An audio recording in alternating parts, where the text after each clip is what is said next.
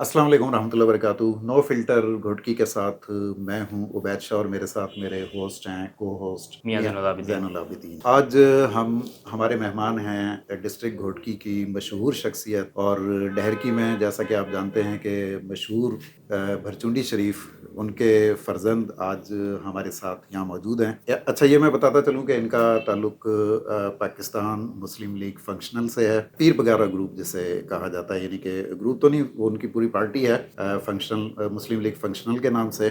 तो आज हम इनसे कुछ सवालात करेंगे, कुछ चुभते हुए भी सवाल होंगे, कुछ नॉर्मल सवाल भी होंगे, कुछ प्रिडिक्शन भी लेंगे इनसे, क्योंकि एक रूहानी सिलसिला भी है इनका और सोशल वर्कर सियासत के अलावा सोशल वर्कर तो भी हैं। और सोशल वर्कर भी हैं। तो प्रिडिक्शन रूहानी हिसाब से हम इनसे लेंगे कि आगे आने वाले वक्त में क्या होता है। ये एक इल्म है तो जाहिर है कि हम उस हिसाब से इनसे पूछेंगे। मियाँ खालिद सैफुल्लाह साहब, आपसे सबसे पहला सवाल, क्योंकि जैसे कि हमारा तो ताल्लुक घोटकी से ही है, घोटकी की सियासत के हवाले से ही हम पहला सवाल पूछेंगे और आपकी पार्टी के हवाले से ही पूछेंगे कि जैसा कि पीर साहब पगारा उनके बहुत सारे हम कहेंगे कि तूफ़ानी दौरे हो रहे हैं अंदरूने सिंध के अंदर, ख़ास तौर पे घोटकी में उनकी बहुत ज़्यादा मुलाकातें हुई हैं।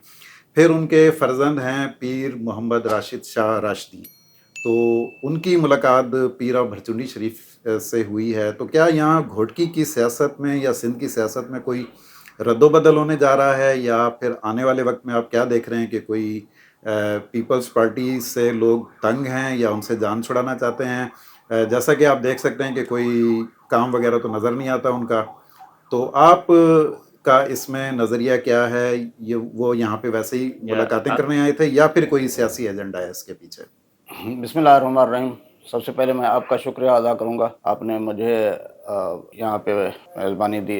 ये एक बहुत बड़ी मेरे लिए सआदत है। आप दोनों मोतबर घराने से ताल्लुक़ रखते हैं और अल्लाह ताला आपको कामयाबी अता फ़रमाए। आपके सवाल के मुताबिक मैं ये कहूँगा, पीर साहब पगारा का एक तो ये दौरा था सिंध के हवाले से।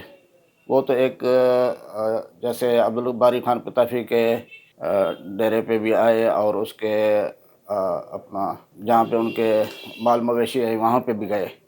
तो ये मेरे ख़्याल में ये इसको सियासी दौरा मैं नहीं कहूँगा, क्योंकि वो उनका ज़ाती अपने मामलात हैं, ज़ाती दौरा था।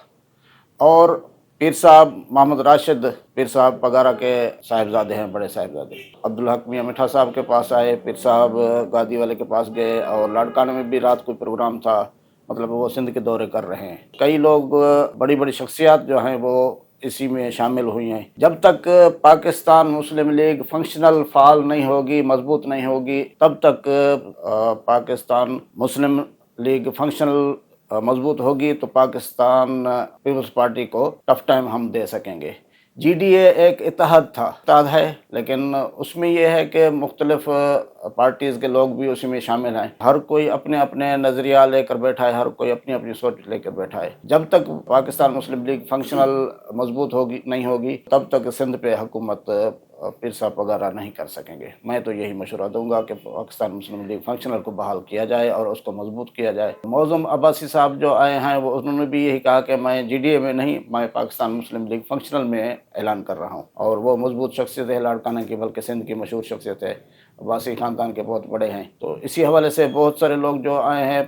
कराची में भी एक प्रोग्राम हुआ जहाँ पे बड़ी तादाद में उर्दू स्पीकिंग के लोग जो हैं वो शामिल हुए। वो भी पाकिस्तान मुस्लिम लीग फंक्शनल में ही शामिल हुए, ना कि जीडीए में। तो मैं ये मशवरा दूंगा कि पाकिस्तान मुस्लिम लीग फंक्शनल को मजबूत किया जाए ताकि आने वाले वक्त में अवाम पाकिस्तान मुस्लिम लीग फंक्शनल को ही वोट दे।